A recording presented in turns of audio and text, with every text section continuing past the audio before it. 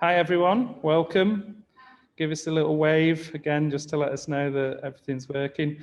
You might see today we've got Eric, our technical wizard, who's also allowed the residents that are here with us to join you. So they're the second Unidee residency program profile. Can you give them people a wave as well? Yes, very good. And yeah, obviously we're joined by Marc and Anna from STEALTH.unlimited. So I'll be giving them an introduction in a second. I just thought before we started, I'll give you a little idea of the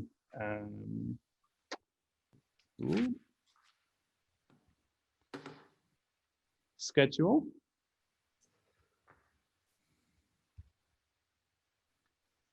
Okay, so hopefully everyone can see what we're looking at there. So yeah, today's a sort of bonus session, one that we hadn't sort of planned at the beginning because we didn't have the way that the mentors are coming in to work with us is kind of so they get to see two groups. So some Saturdays we don't have a presentation with mentors here, but we're really lucky to have Anna and Marc from STEALTH.unlimited joining us virtually from Belgrade. Is that right, Anna? Yeah. Yes, today. And we're going to be watching it sort of live as much as live can be in the Unidee residency space. But I'm glad to say that we're back in after last week's hiccup with the river. So just to give you an idea of what we're going to be doing today, we're going to have the presentation from Anna and Marc, so they'll kind of give you a bit of an overview of their practice with a focus on a project that they're working on, a couple of projects that they're working on at the moment. And then we'll have a break between 3:15 and 3:30, so you can go and get yourself a cup of tea or whatever you need. And then it seems like the group discussions have been going well, so we're going to sort of keep those as part of the agenda. Today we'll probably do a similar thing with the breakout rooms, but just based around just one question. So you've got something to get your teeth into. I think as time goes over, these things will sort of loosen up a little bit. And then we'll have 10 minutes at the end just for a bit of feedback. And I also just wanted to kind of refresh people on use of the Padlet and kind of how the sort of collaborating is working on there. So yeah, that's basically our schedule for the afternoon. So yeah, I mean, I think maybe the best thing to do. Are you happy, Eric and Clara? Everything's good, great. So we can just pass over to Anna and Marc to give you their presentation now. So are you able to do your screen share, Anna? Yeah. Yes, of course we can. Great stuff, and also probably. Do you hear us now? Yeah, cool. Okay, maybe just a few words before we share the screen so you can see us. So hi everyone, and really nice to join the program. We are very familiar with Unidee from the past and have been also guiding 2 times, I think, a short programs, like a week programs, and once we have been also for a longer time spending one year of a program with Unidee residents. So it's super nice to be in touch with the new generation of Unidee. And as you will see in our talk, we will start from a few, as Andy already said, a few things. And I don't know if we should call them projects. You can also conclude yourself what they are later on that we are doing right now. And as we have been discussing all prior to this talk, we would like to take you back in time and somehow show how did we come to where we are now. And it was a long trajectory. Our practice is existing for 20 years. So the STEALTH has been established in 2000. So it's exactly 20 years now. And a lot of things have been happening. Maybe just a few short notes that Marc and me are coming from 2 different contexts. I'm Serbian and Marc is Dutch. And we spend our life between Rotterdam and Belgrade. And now currently we are in Belgrade. Stuck? Well, stuck or whatever, I don't know. We have been working together. We started to work together as students.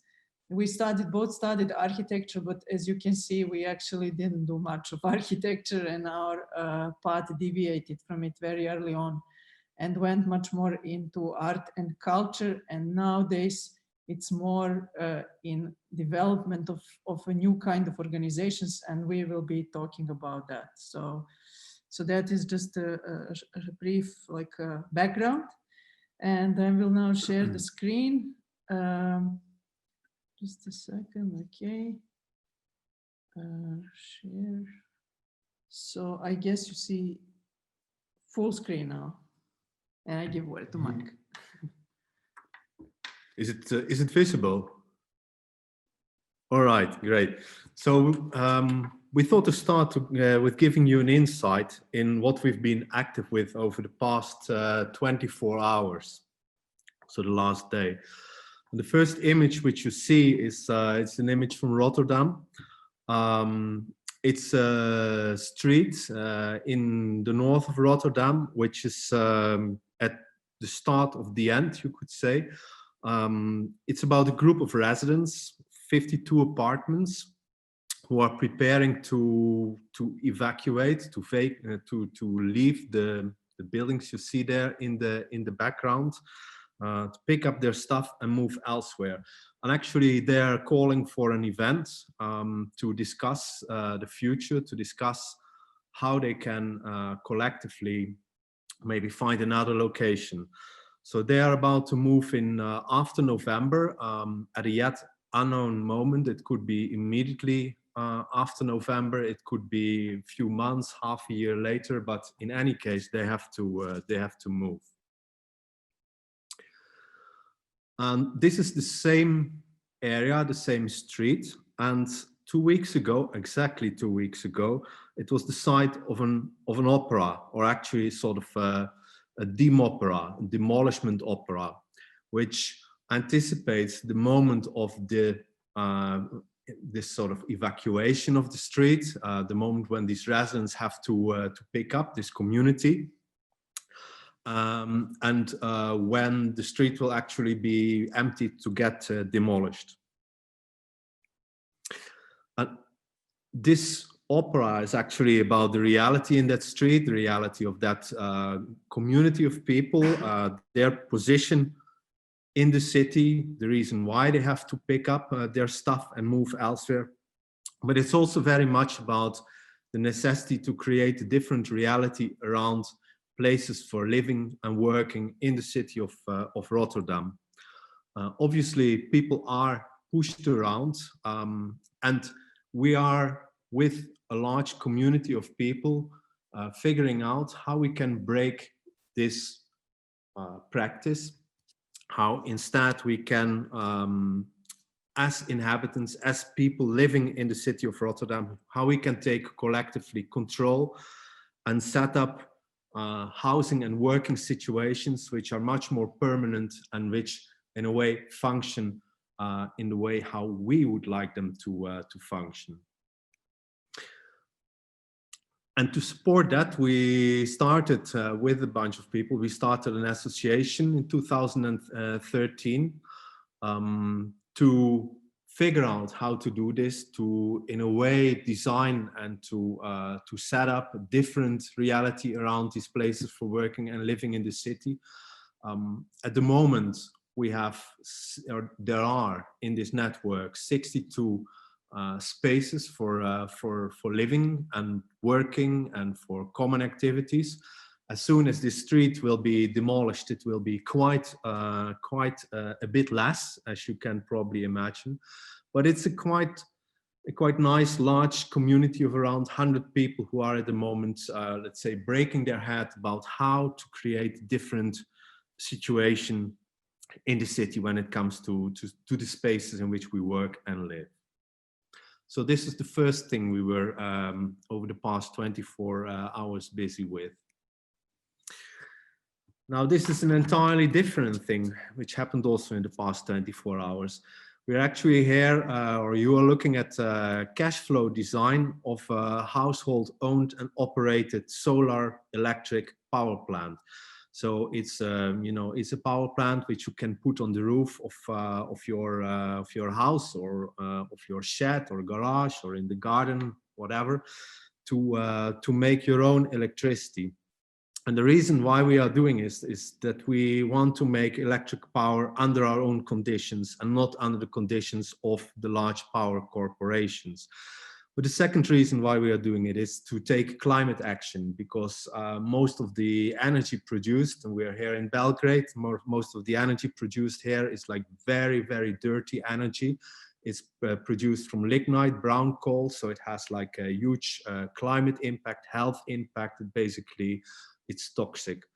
And instead of waiting, we decided that we can actually take action ourselves. So this is what we started to do. But then obviously, doing this on your own doesn't make much of a dent in both the climate issue as well as the reality of the power relation with large power companies. So we understood that we have to group together with a large group of people. So we have set up a cooperative, let's say, a collection of people with the same aim. And the ambition is to grow over the next, let's say, 10 years to around 800,000 households, which are in this way, let's say, taking control of a small but essential part of their lives. To do this, we have to do things which we were not really trained for. I showed you already that we are dealing with cash flow diagrams. It's getting very complicated. We have to understand how this works, but also we have to understand how we can disentangle the relation between the household as a conventional consumer of electricity, and how the household in a new reality also can become the producer of electricity. And this clashes with this clashes with the power companies, this clashes with the grid operators, this clashes with the way how the whole regulation around taxation is done. And, so we get to this sort of diagrams, which we now have to figure out how to deal with and how to make this way more simple, because there is no way how we can explain to 800 members of this cooperative in the future how to run their stuff if it has to look as complicated as this. So this was us at the start of the cooperative, in the end of 2019, barely 2019, I must say. It was, I think, December. At that moment, the cooperative had 8 solar panels. These are the panels in the back, are actually on the roof of the place where we are sitting right now. 8 cooperants, and we are now planning how to grow and how to really make a dent into this electricity production. The cooperative is called Electro Pioneer, and it probably also says so the Electro Pioneer. So it probably says a lot about how we see ourselves and how we see our role here. This was as well yesterday, just before the cash flow design. It's the start of a campaign to launch a collectively owned apartment building in Belgrade. We're preparing this for a whole while. We are now coming to the point where we want to make the first collective apartment building as part of a new co-housing and cooperatively owned structure in Belgrade. This hasn't been done yet, so it's like very much also a pioneering situation. We're looking at the building somewhere to be delivered or to be constructed in the next 2 to 3 years, which will house around 50 to 55 people. We are speaking about something between 1.4, 1.2, 1.5 million euros, which we have to mobilize for that. We are not quite sure how to do that yet.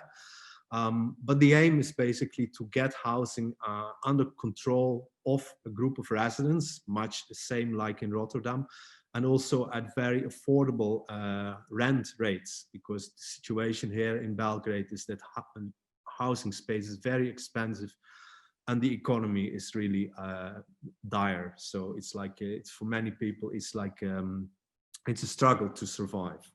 So we want to see if through, let's say, collective action, we can break this situation and create a different future.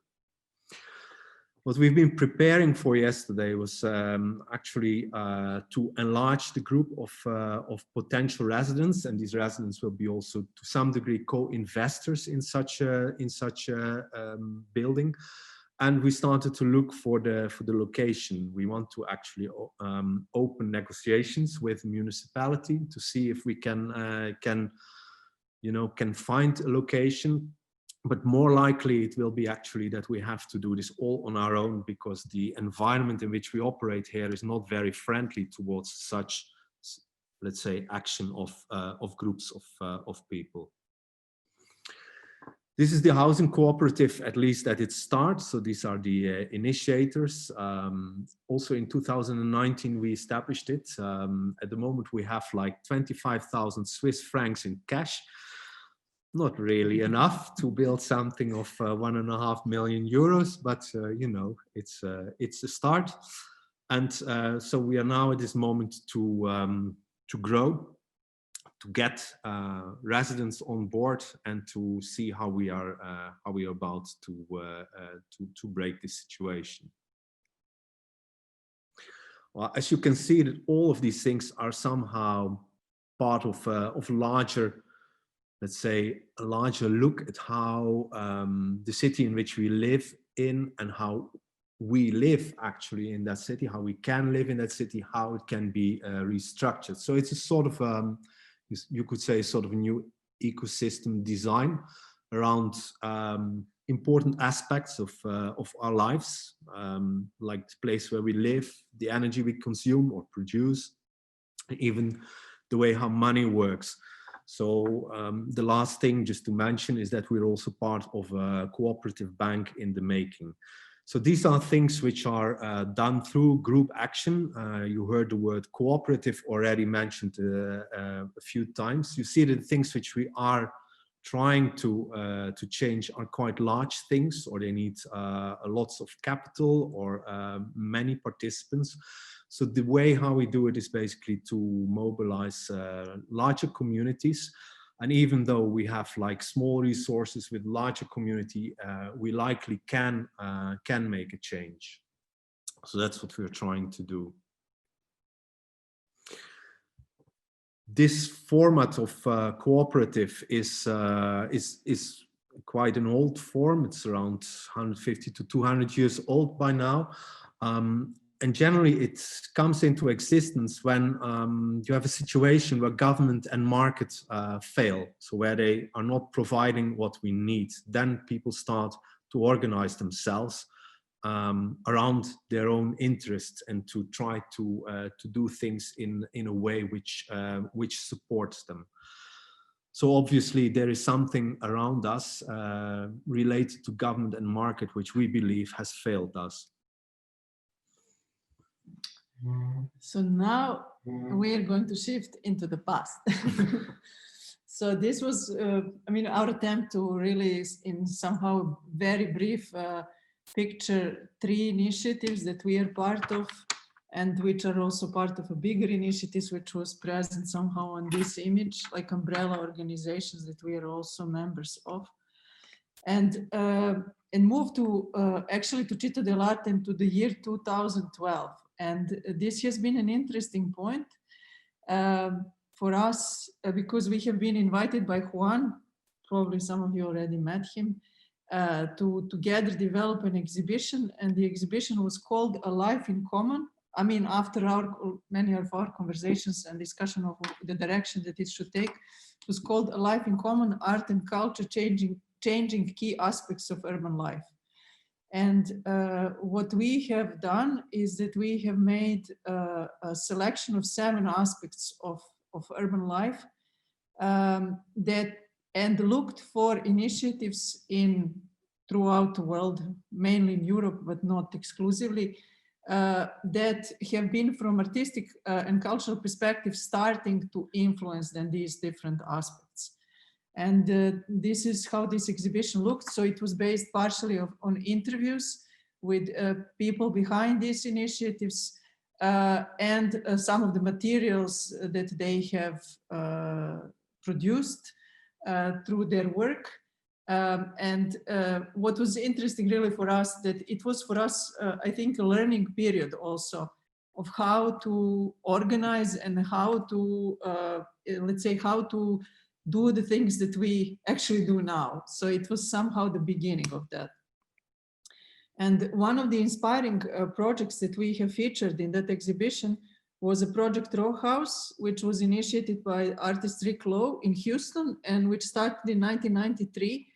It is based in a majority African-American neighborhood, quite poor, and the artists that were working there, they decided to unite and establish this project Row House with the idea somehow also to have impact on the neighborhood. And what was for us very interesting is that in 2003, so 10 years later, they started something which is called the Row House Community Development Corporation, which is an organization that has been established to develop affordable rental housing in the area. And we were like, wow, at that point, like, how do you, from an artist who is doing actually quite regular visual arts production, shift to developing these buildings, which you see in the back? So we were super impressed, and we managed also to bring Rick Lowe to Biela, and he was also talking at that occasion about this project. But this attitude of, and here is a quote of their motivation, like, we realized we had to make a stand. Either we're going to sit back and deal symbolically with the issue of housing, which they did in the beginning, or we are going to try get into the housing production. So we chose to do that. And they managed to finance these projects and get the finance for it and build and everything. And you can really check it out. It's quite impressive. So this was one of the things which was really interesting for us. And that was at the point when we were starting here to think in Belgrade about how we could establish what would become a housing cooperative. And another really important moment for us was a year before that, which was contours. Yeah, there are some spelling mistakes, as you know. Where we were invited to curate an exhibition in the city of Bordeaux in France, which was part of Evento, a big biannual event, which was about art in public space. And that year, the artistic director of Evento was Michelangelo Pistoletto, and Cittadellarte was doing a part of the production of this whole huge event. And there were three big exhibitions part of this, and we were invited to collaborate with the local architecture center called Arc and Rev to develop an exhibition about what was given to us as a task about past, present, and future of urban development of Bordeaux, which is like huge thing for someone external coming to Bordeaux. And we were like, not from the beginning, like, we were curious what is that we could do. But as you will see, we pick up, okay, you cannot see here, but it says Bordeaux is living a big bang. Mayor Alain Juppé. So what we were looking at is how the city officially projects its development. And this here, what you see in the background, this 1 million, is a quote from an official plan of the city that by 2030, the city should grow in the number of people from 750,000 to 1 million. And we were looking at how do they envision to do this. And their plan was basically quite regular, what you see all around the world, that there are invited big companies, corporations who are going to develop a big projects, who are going to attract new population. And in the vision of the city of Bordeaux, this new population would be a richer population than it has, or like a population which is mobile. So people who live in Paris, but like let's say the more southern Bordeaux drinking lifestyle and comfort to come over to live in Bordeaux, and then this is how the city is going to grow.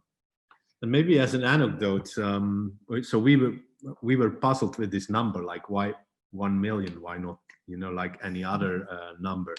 So we asked one of the urban planners who was responsible for the campaign, and he said, well, it's pretty simple. 1 million is necessary if you want to go to the real estate fair in Cannes, which is the largest real estate fair in the world. So if you're in the league of 1 million inhabitant cities, you have a voice. If you're under it, you're basically no one. So we just decided to put the 1 million ambition like that. So it's like it's as simple like that. No one asked people in Bordeaux if they would like to be like that, but this is how it gets projected. So we started from that 1 million, and then we were looking at where is the place for citizens or citizens initiative in that plan, and we could not actually find it. And that was the point where we decided to shift our whole research. So we have spent 9 months in Bordeaux looking at or searching for citizens initiatives which are on their own terms developing various aspects of urban life, as was the subject also of the exhibition, which was taking place 1 year later in Biella. And we managed to meet quite some interesting groups, from people who want to develop their housing projects to people who were developing production spaces, neighborhood park, common garage for car repair, various initiatives. And we spent quite a lot of time to understand like how they work and what are their views. But we also understood that they are, most of them are like a small group separate from each other without understanding the possibility of connecting among themselves and what they together as a bigger picture make. And that was the point. So here is one of these examples, which was also very inspiring for us and really quite influential for our decision to, back in Belgrade here, start the idea of a housing cooperative, was this example of Ash Nord, which is a group of citizens of Bordeaux who are living in rental housing under sort of threat to be, by rise of prices, pushed out of the city. And they wanted to develop these 46 apartments, about 3,000 square meters in common spaces, but what was within an existing urban block. But what was for us the most interesting and exciting is that they wanted with this to somehow exit speculative market and make housing as a non-commodity. And I must say that this was really the first time that we heard these concepts and started to think in this direction. Okay, so you can do it this way. No, you don't have to wait for the state to do it for you and also for the market, but maybe there are other ways to think about it. I have to say that they still didn't build it. So it's now almost 10 years later, and this project is still in preparation, but it's not yet there. So it's a hard work, really. It's a hard and long work, and it takes a lot of effort, and many people come and go, some stay, but it takes like a lot of energy to make something like this. And there we came also in talks with them to an interesting piece of history. And this reminded us also that a lot of history of collective action has been erased, actually, or has been hidden from us, and that we have to search actually for these examples to remind us that not everything is individualistic and not everything is that you have to do it on your own and struggle on your own. So we came across this example of castors, or in translation beavers, from Pessac, which is today a suburb of Bordeaux. And what you see on these images from 1951, the first self-constructed cooperative housing neighborhood in post-World War II France. And now the story actually of how this has been constructed is the most interesting. So on these images, you see a group of about 150 workers from a shipyard that have been mobilized after the Second World War by a so-called Red Priest, a sort of sympathizer of Communist Party priest, who has organized them or helped them organize them to self-construct this whole neighborhood. And what is interesting is that they had no money, but they had their labor force. So what they were doing is that they were, after their working hours and in the weekends, actually constructed the whole neighborhood, including the streets, community house, water tower. And plus, on top of it all, they bought this piece of land on which, on the nearby terrain, also they made the sport fields, which were then open also for other people from the rest of this small town and now suburb. They have had no money, so still they needed some money to buy materials. So what they did, they marched to Paris on foot and demanded from the government to give them a credit for material based on their future to be invested labor. And they managed to get it. And this was the first project of this kind which has been established in France, and there were a lot of them that followed in the footsteps of this group and continue to call themselves castors, the beavers, until somewhere until the 60s or 70s, when the situation changed and state actually took over mostly the housing developments. This neighborhood still exists. There are still even some original inhabitants living there, but of course the spirit and everything is like not, it is there, but somehow a little bit lost. So now back to our exhibition. So we were looking in what would be Bordeaux in 2030. That was the year when this projection of for 1 million was made. And we were looking like, how could that city be made out of all these various initiatives that we mapped. And somehow when we were meeting them and from day to day talking about this, in our heads, a contour of a different city started to appear. And we wanted somehow to translate this, what we saw, into a story. And we worked together with, oh, sorry. This is our bread baking, so you can take it out. So this would become an exhibition which was called Once Upon a Future. And this, what you see, is a site of former abattoir, slaughterhouse, where the exhibition took place. And the form of the exhibition was a fictional narrative, in which we worked with a fiction writer, a philosopher and fiction writer, Bruce Begot, and a group of local graphic artists who interpreted the story in their own visual way. And what is maybe interesting to say is that the story starts, there is no image of that here, but the story starts with immigrants coming to Bordeaux to fulfill the number of 1 million, which has been projected by the city. So not the kind of people that they were expecting in the city projection. In our story, immigrants are not from the south, from Africa. Their immigrants are coming from Iceland. And they're coming because of volcano, which so much destroyed Iceland that they have to move out. And the city of Bordeaux is still missing a few thousands to fulfill their dream of 1 million. So that is the trigger story. And the story then unfolds, and through 7 different chapters bring the conclusion to 2030, where there is some substantial change in society.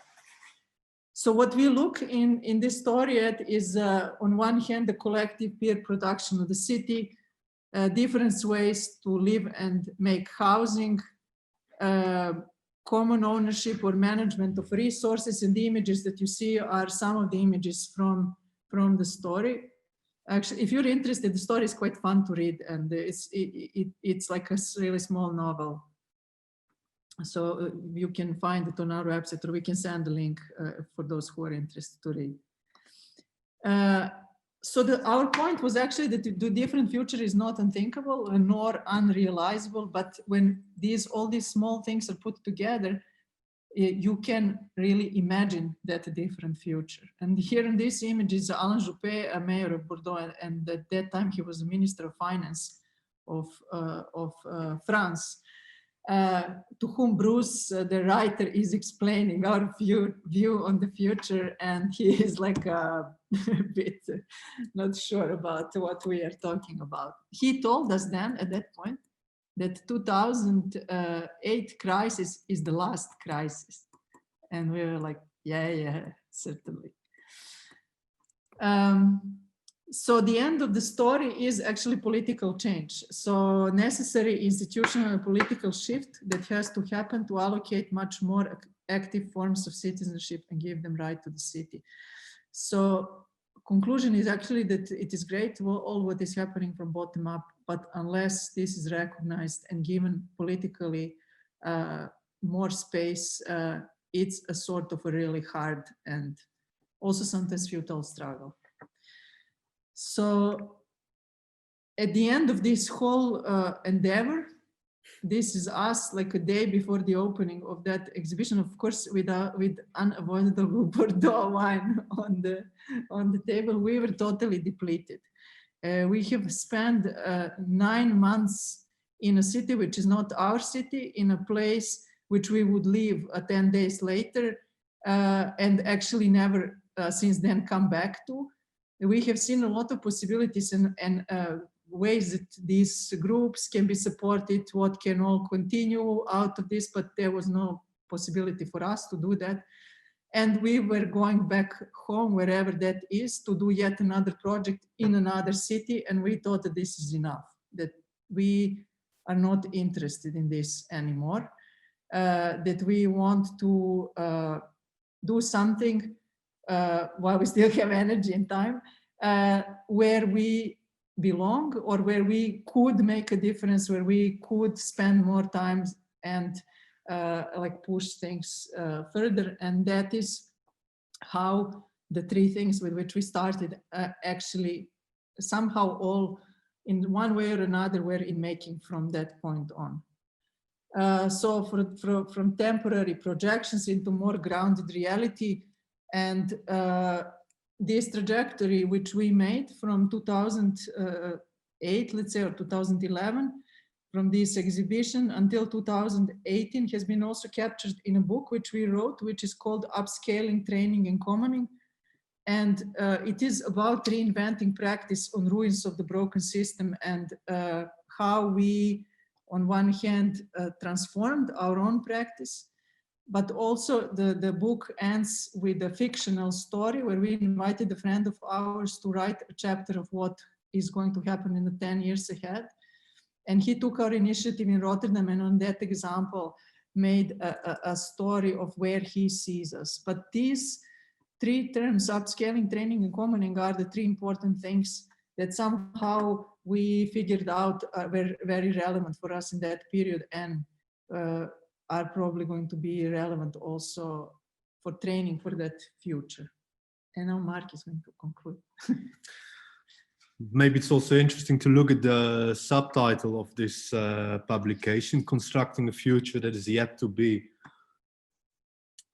Let's say for that we have to make some expeditions into the future to understand what it could possibly be or become. And in this one quote from William Davies has been quite influential in the, let's say, in the back of our minds.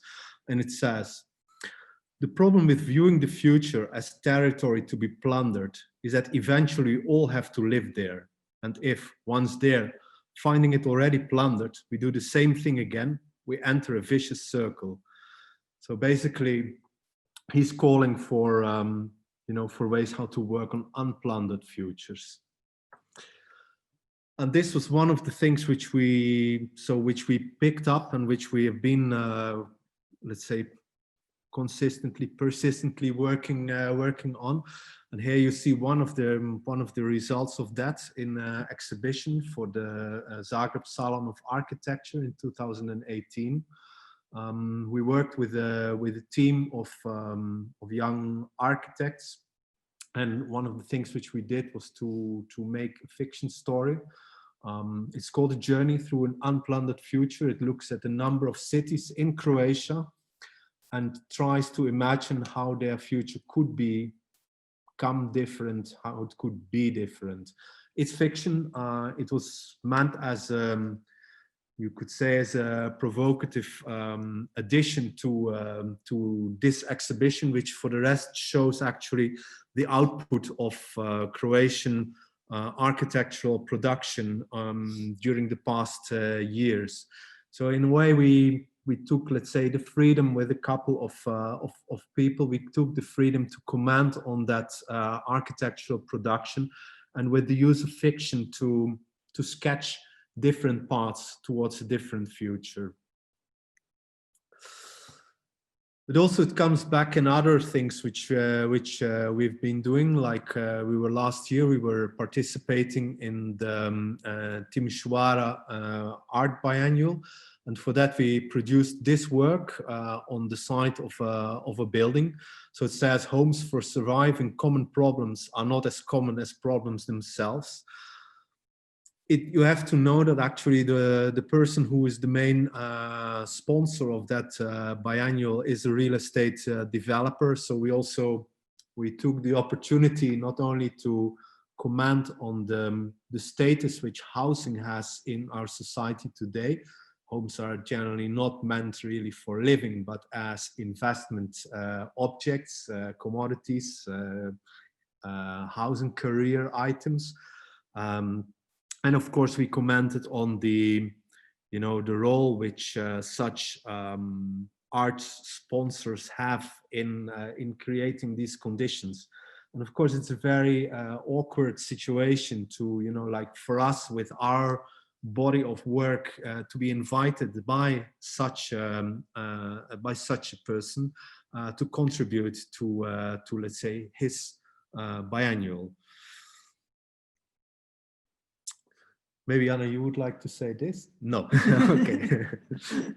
And another thing which we did last year, it was a really nice expedition in a way for us. It was also literally expedition because we went to, let's say, to this place, sort of a weird no man's land somewhere out in the border crossing between Hungary, Croatia and Serbia, a weird no man's land which somehow doesn't fit really on the maps. And there we've been with two colleagues, we've been speculating about the future of our types of work.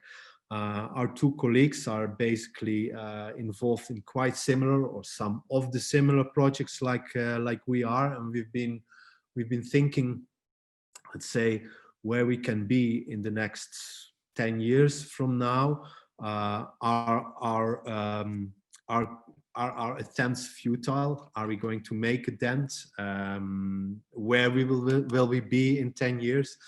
And for that, we've been looking at three different situations, of which you see two here depicted. One is the city of Belgrade, another one is in the city of Rotterdam. The one in Rotterdam is on the right, where basically we've tried to convert, to pervert scripted futures for these cities into different realities.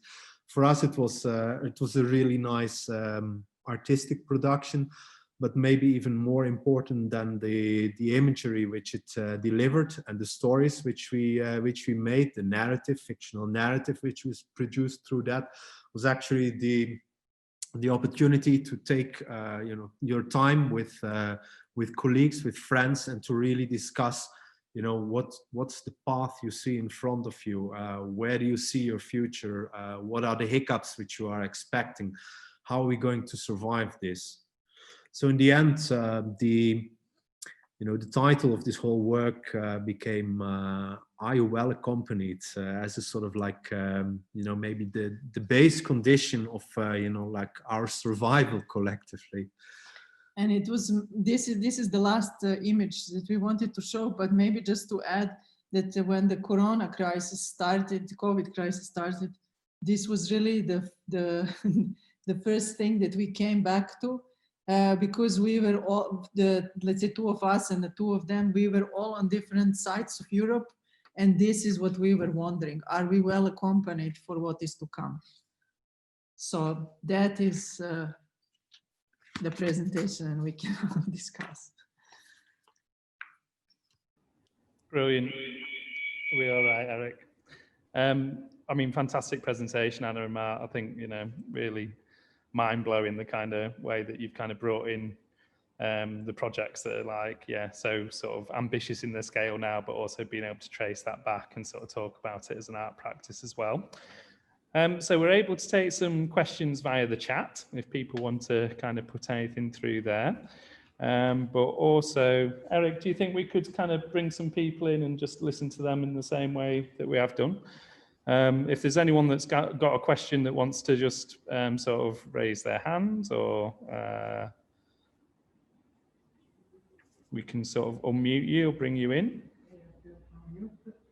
You just need to unmute yourself and then bring yourself in. For it.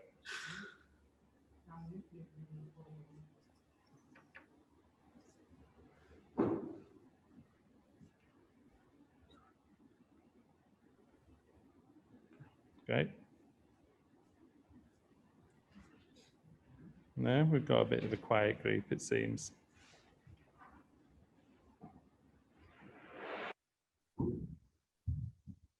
Anything from the room?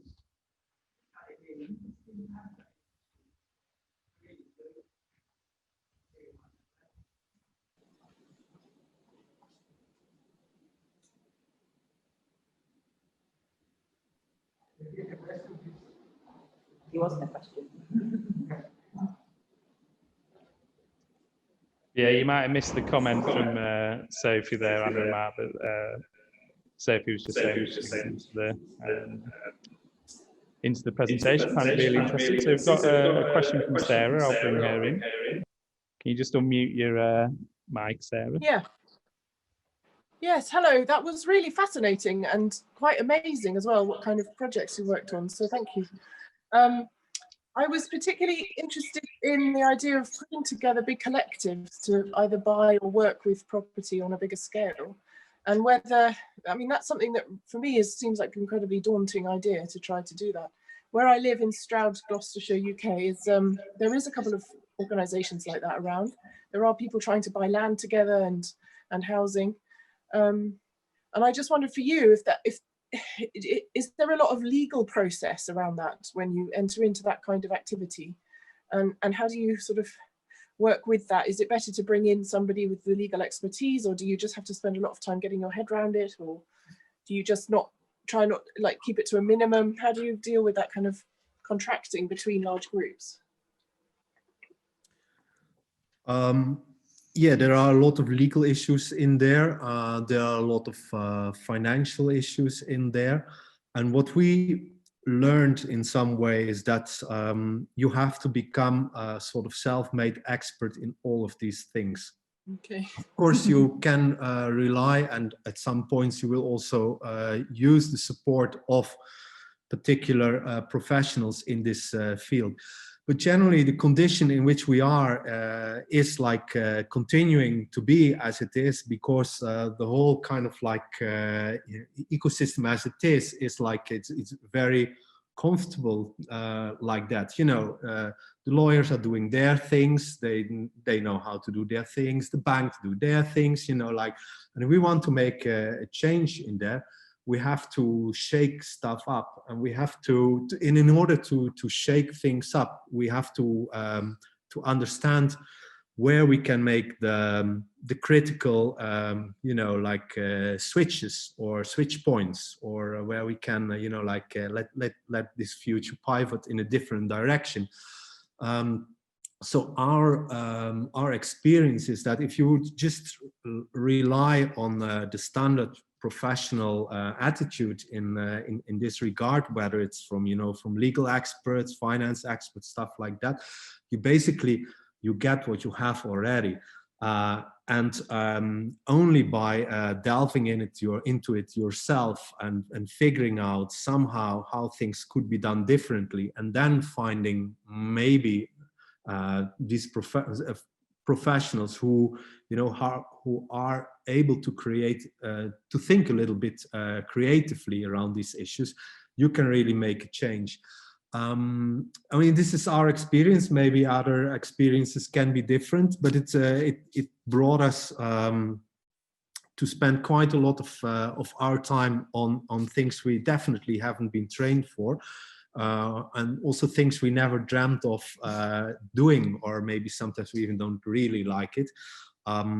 You know, so we spent quite a lot of time on trying to understand legal frameworks, reading through laws, you know, like 5 times reading this law and thinking like, are there some sort of like ways how to do things a little bit different, or how we could construct the law even to be allowing for certain practices, and then trying to push for such changes. Or, you know, like these things like going through these cash flow examples, like what you saw was like just like the sort of like the front end of it. The back is like, it's really much more complicated. But somehow if you embody that, that skill yourself, it gives you quite a lot of power, or in a way design possibility of how things could be done differently. So yeah, it's like it's not pretty, but it might be worth doing.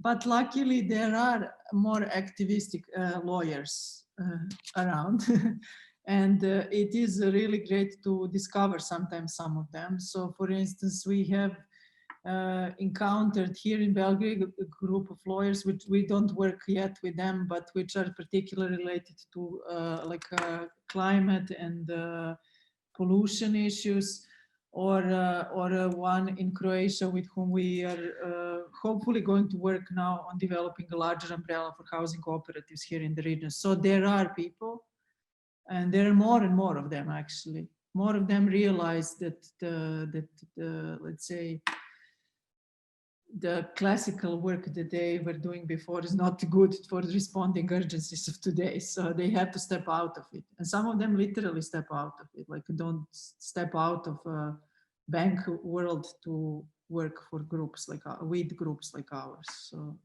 But they might need you, because you know how to think creatively, and they are not at all trained for that. So, you know, like that's the hiccup.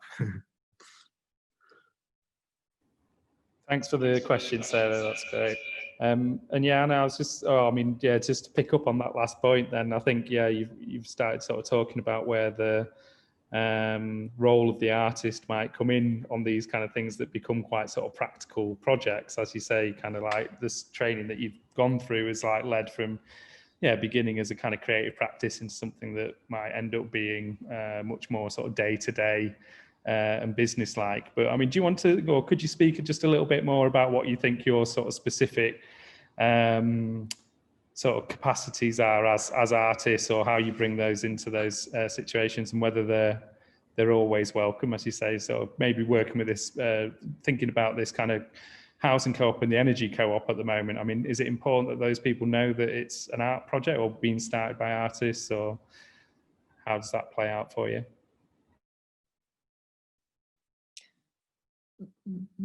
In the energy cooperative, there is, in our energy cooperative, there is less of presence of that than in the housing of this artistic, let's say, background, than in the housing one. The housing cooperative here in Belgrade, we started from a context of a cultural center. So that was an important place for us in the beginning, because it started really with an open call for people to join us in a process of collectively imagining what could be a solution for many that cannot afford housing on the market.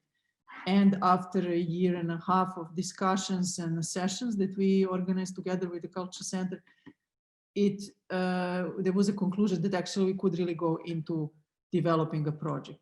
While the energy cooperative, so it has this at the root, but at this point we are not stressing that in conversations with new people. Some feel that from the visual language that we use and stuff like that, because it looks unusual. That's for sure. Because our brochures are, maybe I can't even show, but they don't look like real estate something. And so that there is that field. Sometimes that's good and sometimes it's not. It really depends. Like if you go to talk to a bank, it might not be the best thing. Although sometimes even at the banks, they are, bankers are more open if they see that there is a different approach. So yeah, it really depends. And the energy cooperative, as I said, we started, the energy cooperative actually started from our endeavor to put solar panels and connect to the grid on our own roof. And this failed. And we could not connect, and we figured out that it's very complicated process. Actually, we have to have a company in order to send surplus energy back to the network. And there was, interestingly enough, there was a video production crew, which makes like alternative TV, let's say.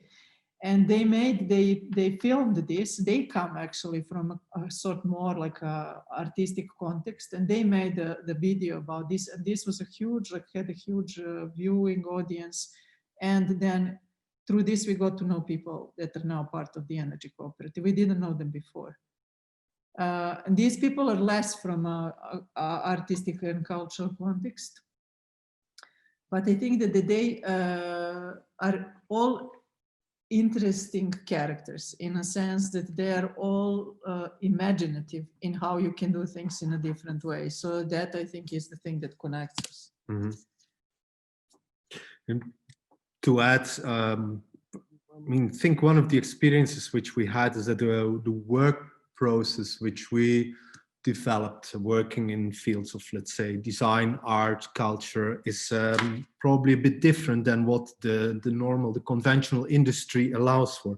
So let's say we are good at kickstarting, at inventing things, at speculating unknown futures. So we're, let's say, good in one-offs. And generally what is like appreciated in the conventional work environment and the industry are reliable things, repetitive things, known experience, and that's quite a different thing than what we can contribute. We are not afraid to take unknown journeys, to take risks. We are not afraid that something might fail in the end, and that's maybe a sort of experience which working in the field of art and culture brings you or enriches you with. Which can be very supportive in collaborations around such projects, I would say. Excellent, thank you. So is there any more sort of questions from either the group as a whole or from people that are gathered here? I mean, I can continue. Maybe I've got sort of like one more question just about the, I suppose about the role of fiction, which you've kind of like, you've mentioned a few times in this kind of collaboration with artists as well. And I really liked the quote that you brought up there about kind of thinking of the future as a different territory. So we've kind of had a few conversations so far sort of with the group and also in previous sessions that have sort of led us to thinking about this kind of slightly confusing situation that artists might be put in of being sort of fragmented and nomadic and sort of moving from place to place. But then probably, if you want to do a sort of long-term project, like it's really great that Rick Lowe's been brought up again in the Project Row Houses, but it's like, okay, this kind of archetype of the kind of like durational long-term project requires this kind of like, fragmentation, or it could be quite a stressful kind of situation to move between those two things. So I'm just wondering where you kind of feel like embracing the kind of speculative or the kind of the idea of working with fiction and reality, does that help kind of add some cohesion to it or take some of the pressure off? How did you end up starting working with writers like that?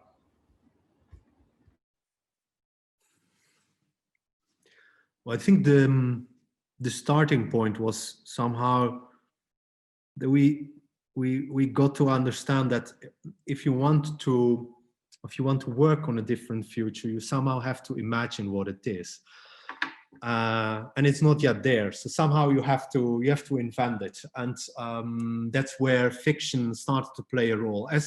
You could say as a sort of design tool, design tool, laying out certain narrative lines, allowing you to understand what are maybe different choices to be made. Things like backcasting is then also important. You know, if you have like an idea of where you could belong in the future, you know, what do you have to do to actually get there? But then, of course, like our skills are to some degree limited in that. Working with writers, with fiction writers, has been really a treat in this, because, you know, like it's not only that they're good in putting these things into words, but it makes it even much more enjoyable if you have a good writer. So, you know, this has been like really really nice. And we always did it as a collaborative process. That's very important. So it has been, for instance, when, sorry, I interrupted. But, no, that's fine. Just go on. When we were doing the project in Bordeaux, was the first fiction that we wrote. And meanwhile, we have like 4 or something. The first one has been a process of us making a relatively boring like structure of what we want to say. And then it was the sessions. We collaborated with one more friend from Croatia, Emily Urcan, 3 of us. We made this, and then with Bruce, we were day to day sitting together, drinking wine, eating, and having like a crazy thoughts, and the story is a result of that. And we also did one in Vienna, which was also very interesting, and that was also a friend of ours, British guy who lives here in Belgrade, Paul Carrion, who came over to Vienna, and with Stefan Gruber, another friend with whom we worked there. We also, in a similar manner, made a fiction story about Vienna in 2050. So it's always this process of spending time and thinking through, and also this thing changing you is very important. So it's not just something which is in the end like a paper, but it was it went through you somehow.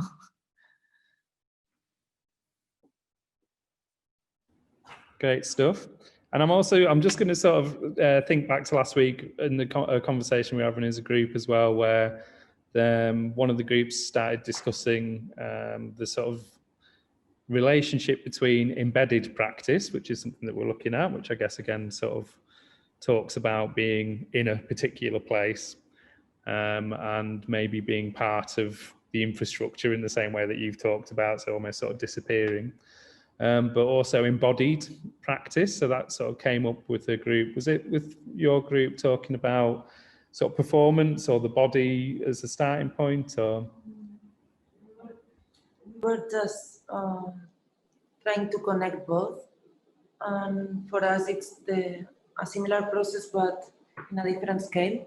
So embedded practice is into a community, and embodied is when you achieve a level of learning that you don't have to think about what you are doing.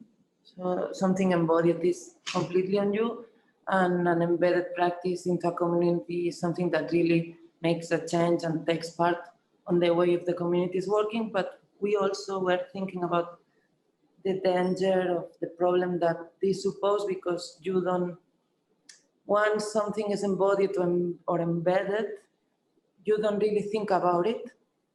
So it's not a conscious movement. I mean, it's something that just happens and you lose control on how you are doing things. Mm-hmm. So we were just putting both on, like from the social or community level to something more like subjective or individual. So sorry, Anna, did you get that? Did you came through all right with our? Yeah.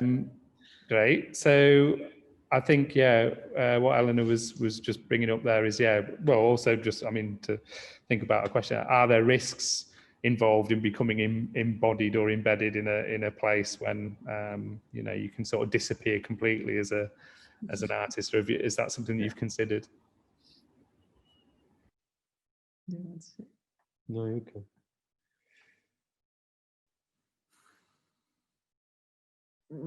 There are.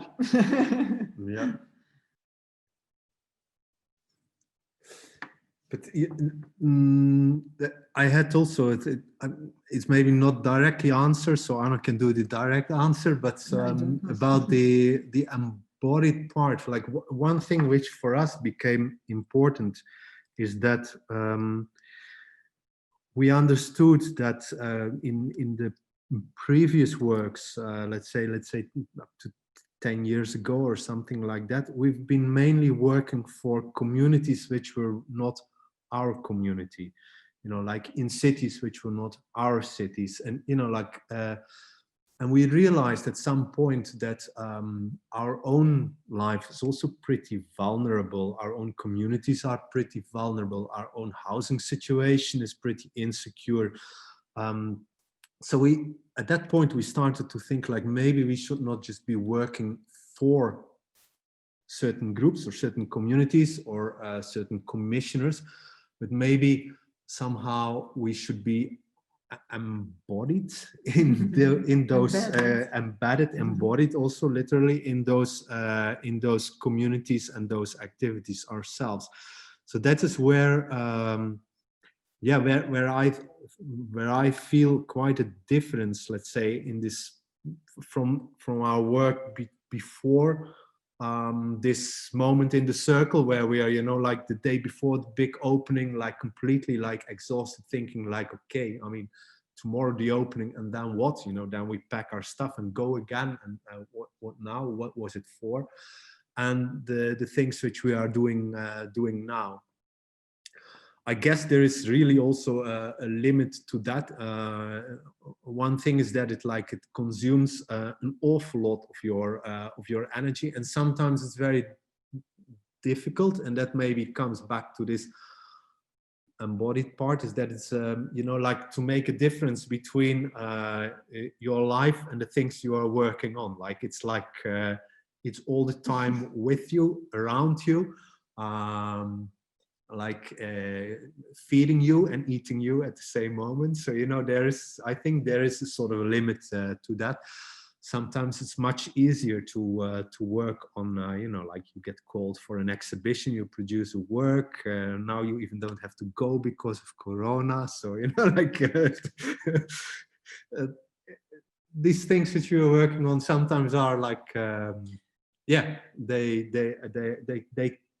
can be a bit heavy on you. But maybe what is interesting to add, as I said, we decided to do things in the context where we can make a difference and the long term. But as you could see, we still do some works in the art context, and we decided to do them because they help us also to reflect, and we use them as a moment to reflect on what we do, and as a way to step out and look from a bit from outside position, or to put it in a bit of a different context, our work. So if in that sense they make, if in that way they make sense, then we do them. Otherwise, if it is something which is not related and has no this possibility, we are not really interested. Great, thank you for that. I'll just end then with a question, well, before our break, from Stefano. He's having a bit of noise trouble where he is, so I'll speak on his behalf, and also it makes a neater recording. So his question is, I was wondering if you have ever tried to measure the impact of this fictional or speculative dimension of your practice beyond the possible effective achievements. So yeah, can you measure the impact of the fictional part, as well as the kind of, I suppose, the more practical part that you've got?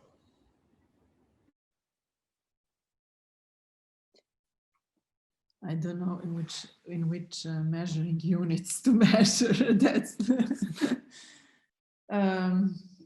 no, I would say in short, no. But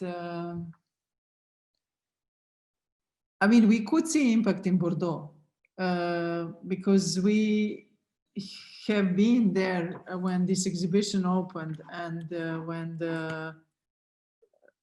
the people started to visit, and we spent there like 10-15 days after that, going to this circle and looking how people look at it. What was interesting, for me, the most interesting is the points where the groups themselves came to see the exhibition, and we were discussing how did they see it. So that was really interesting, because that was the point where they start to position themselves in the bigger picture. And another interesting point was there was a couple of classes who came with the students, or the high school students came there to talk about it, and that was quite interesting. There was one group, we went to make photos of the exhibition, and they spent there like 2 hours discussing the story. So yeah, and then for the rest, I don't know. I cannot say, beyond the circles of our friends and colleagues.